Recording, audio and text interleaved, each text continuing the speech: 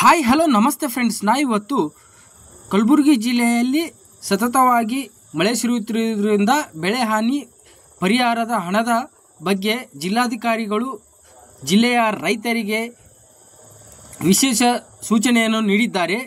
ಆ ಸೂಚನೆ ಏನು ಎನ್ನುವುದರ ಮಾಹಿತಿಯನ್ನು ಈ ವಿಡಿಯೋದಲ್ಲಿ ತಿಳಿದುಕೊಳ್ಳೋಣ ಅಂತ ಹೇಳುತ್ತಾ ಬನ್ನಿ ಫ್ರೆಂಡ್ಸ್, ವಿಡಿಯೋನ ಮುಂದುವರಿಸೋಣ.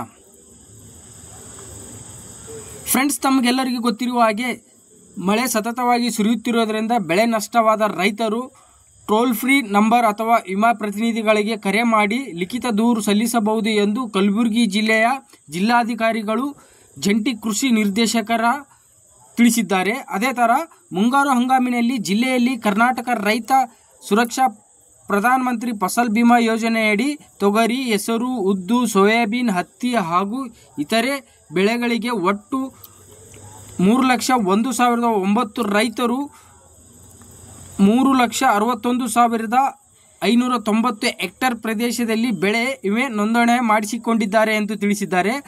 ಪ್ರಸ್ತುತ ಸಾಲಿನಲ್ಲಿ ಆಗಸ್ಟ್ 2ನೇ ವಾರದಿಂದ ಸತತ ಸುರಿಯುತ್ತಿರುವ ಮಳೆಯಿಂದ ಹೆಸರು, ಉದ್ದು, ಸೋಯಾ, ಅವರೆ ಮತ್ತು ತೊಗರೆ ಬೆಳೆಗಳು ಹಾನಿಯಾಗುವ ಸಂಭವವಿರುವ ಪ್ರಯುಕ್ತ ಬೆಳೆ ವಿಮೆ ಮಾಡಿಸಿರುವ ರೈತರು ಜಿಲ್ಲೆಯ ಎಲ್ಲ ರೈತರು ಪ್ರಕೃತಿ ಉಪಯೋಗದಡಿ ಮಳೆ ಬಂದ 72 ಗಂಟೆಯಲ್ಲಿ ವಿಮಾ ಕಂಪನಿಗೆ ಟೋಲ್ ಫ್ರೀ ನಂಬರ್ ಮೂಲಕ ಕರೆ ಮಾಡಿ ಬೆಳೆ ಹಾನಿ ವಿವರವನ್ನು ನೀಡಬೇಕು. ಅದೇ ಥರ ಯಾವ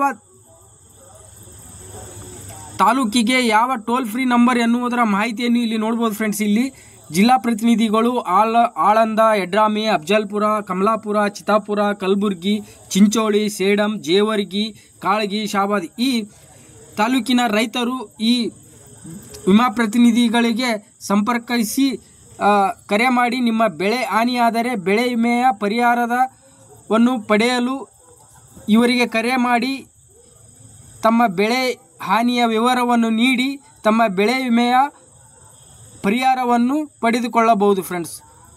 ಓಕೆ ಫ್ರೆಂಡ್ಸ್, ನಿಮಗೆ ಈ ವಿಡಿಯೋ ಇಷ್ಟವಾಗಿದೆ ಅನ್ಕೋತೀನಿ. ಇಷ್ಟವಾದರೆ ವಿಡಿಯೋನ ಲೈಕ್ ಮಾಡಿ, ಶೇರ್ ಮಾಡಿ ಮತ್ತು ನನ್ನ ಚಾನಲನ್ನು ಸಬ್ಸ್ಕ್ರೈಬ್ ಮಾಡ್ಕೊಳ್ಳಿ ಅಂತ ಹೇಳುತ್ತಾ ಧನ್ಯವಾದಗಳು ಫ್ರೆಂಡ್ಸ್.